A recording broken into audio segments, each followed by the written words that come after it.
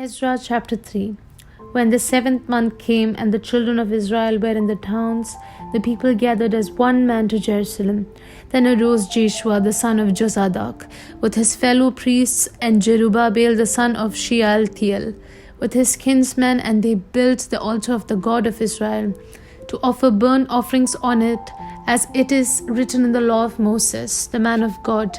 They set the altar in its place, for fear was on them because of the peoples of the lands. And they offered burnt offerings on it to the Lord, burnt offerings morning and evening. And they kept the feast of booths, as it is written, and offered the daily burnt offerings by number, according to the rule, as each day required. And after that, the regular burnt offerings, the offerings of the new moon, and on all the appointed feasts of the Lord, and the offerings of everyone who made a freewill offering to the Lord. From the first day of the 7th month, they began to offer burnt offerings to the Lord. But the foundation of the temple of the Lord was not yet laid. So they gave money to the masons and the carpenters, and food, drink, and oil to the Sidonians and the Tyrians to bring cedar trees from Lebanon to the sea to Joppa, according to the grant that they had from Cyrus king of Persia. Now in the 2nd year after their coming to the house of God at Jerusalem, in the 2nd month, Jerubbaal the son of Shealtiel and Joshua the son of Jozadak made a beginning together with the rest of their kinsmen, the priests and the Levites, and all who had come to Jerusalem from the captivity. They appointed the Levites from 20 years old and upward to supervise the work of the house of the Lord. And Joshua with his sons and his brothers, and Kadmiel and his sons, the sons of Judah, together supervised the workmen in the house of God, along with the sons of Henadad and the Levites, their sons and brothers. And when the builders laid the foundation of the temple of the Lord, the priests in their vestments came forward with trumpets, and the Levites, sons of Asaph, with cymbals to praise the Lord, according to the directions of David king of Israel, and they sang responsively, praising and giving thanks to the Lord. For he is good, for his steadfast love endures forever toward Israel. And all the people shouted with a great shout when they praised the Lord, because the foundation of the houses of the Lord was laid. But many of the priests and Levites and heads of fathers' houses, old men who had seen the first house, wept with a loud voice when they saw the foundation of this house being laid, though many shouted along for joy, so that the people could not distinguish the sound of the joyful shout from the sound of the people's weeping. For the people shouted with a great shout, and the sound was heard far away.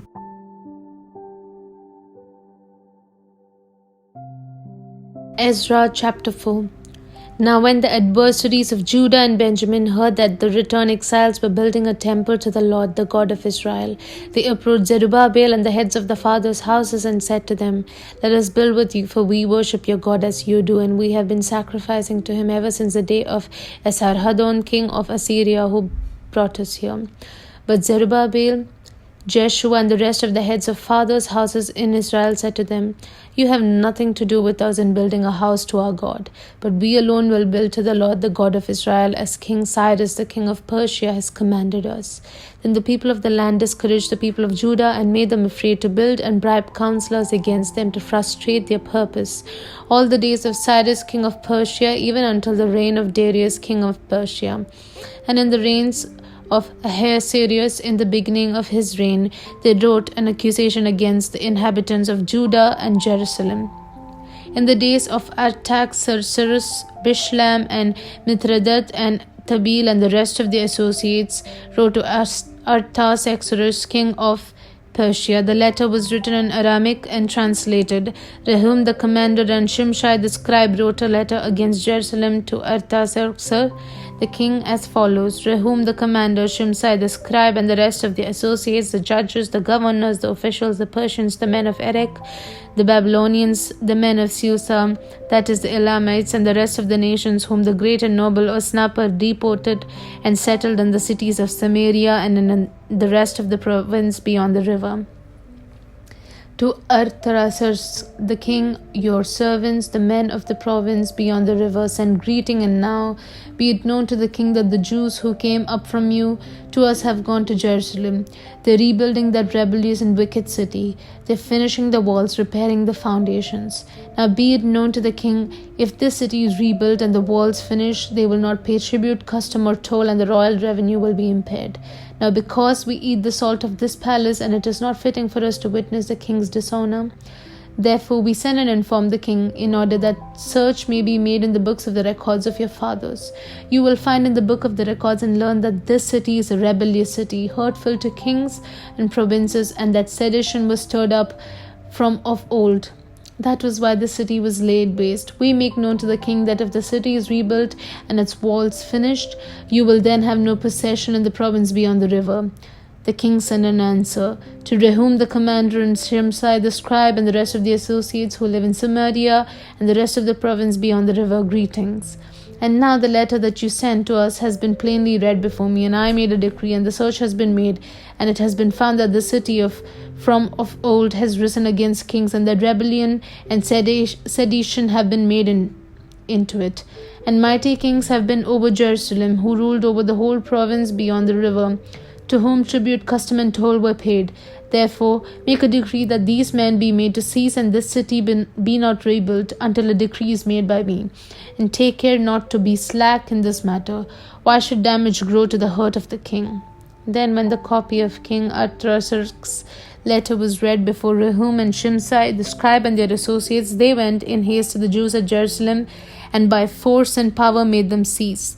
Then the work on the house of God that is in Jerusalem stopped, and it ceased until 2nd year of the reign of Darius king of Persia.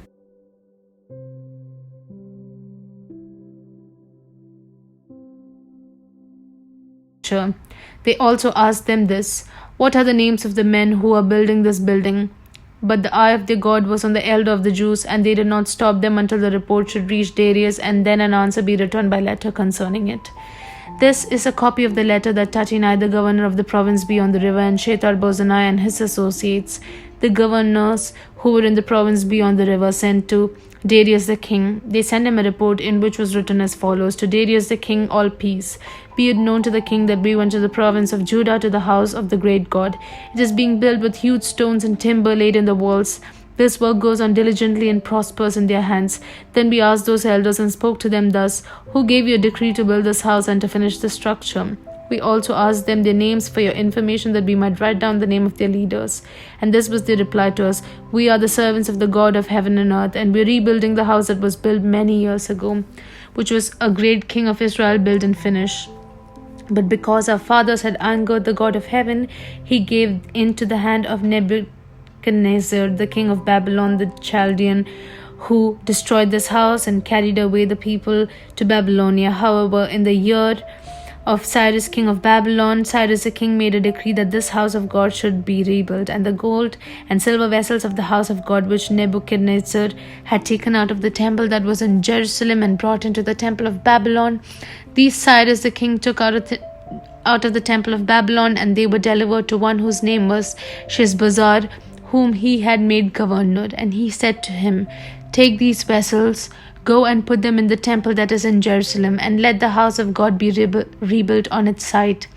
Then this Sheshbazzar came and laid the foundations of the house of God that is in Jerusalem, and from that time until now it has been in building, and it is not yet finished. Therefore, if it seems good to the king, let search be made in the royal archives there in Babylon to see whether a decree was issued by Cyrus the king for the rebuilding of this house of God in Jerusalem, and let the king send us his pleasure in this matter.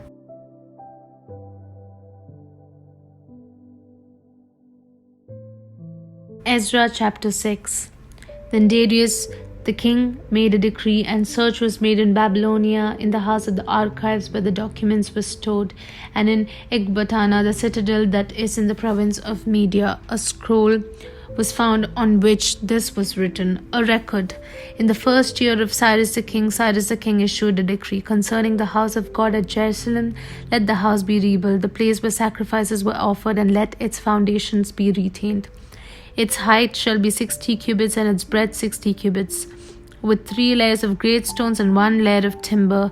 Let the cost be paid from the royal treasury, and also let the gold and silver vessels of the house of God which Nebuchadnezzar took out of the temple that is in Jerusalem and brought to Babylon be restored and be brought back to the temple that is in Jerusalem, each to its place. You shall put them in the house of God. Now therefore, Tatinai, governor of the province beyond the river, Shethar-bozenai, and your associates, the governor who are in the province beyond the river, keep away. Let the work on this house of God alone. Let the governor of the Jews and the elders of the Jews rebuild this house of God on its site. Moreover, I make a decree regarding what you shall do for these elders of the Jews for the rebuilding of this house of God. The cost is to be paid from these men in full and without delay from the royal revenue, and the tribute of the province from beyond the river. And whatever is needed, bulls, rams, or sheep for burnt offerings to the God of heaven, wheat, salt, wine, or oil, as the priests at Jerusalem require, let that be given to them day by day without fail, that they may offer pleasing sacrifices to God of heaven and pray for the life of the king and his sons. Also I make a decree that if anyone alters this edict, a beam shall be pulled out of his house, and he shall be impaled on it, and his house shall be made a dunghill. May the God who has caused his name to dwell there overthrow any king or people who shall put a hand out to alter this or to destroy this house of God that is in Jerusalem. I, Darius, make a decree, let it be done with all diligence. Then according to the word sent by Darius, the king Tatinai, the governor of the province beyond the river, Shethar-bozenai, and their associates did with all diligence what Darius the king had ordered. And the elders of the Jews built and prospered through the prophesying of Haggai the prophet and Zechariah the son of Iddo. They finished their building by decree of the God of Israel and by decree of Cyrus and Darius and Artaxerxes, king of Persia. And this house was finished on the 3rd day of the month of Adar in the 6th year of the reign of Darius the king. And the people of Israel, the priests and the Levites and the rest of the returned exiles celebrated the dedication of this house of God with joy. They offered at the dedication of this house of God 100 bulls, 200 rams, 400 lambs, and as a sin offering for all Israel, 12 male goats according to the number of tribes of Israel. And they set the priests in their divisions and the Levites in their divisions for the service of God at Jerusalem, as it is written in the book of Moses. On the 14th day of the first month, the returned exiles kept the Passover, for the priests and Levites had purified themselves together. All of them were clean, so they slaughtered the Passover lamb for all the returned exiles, for their fellow priests and for themselves.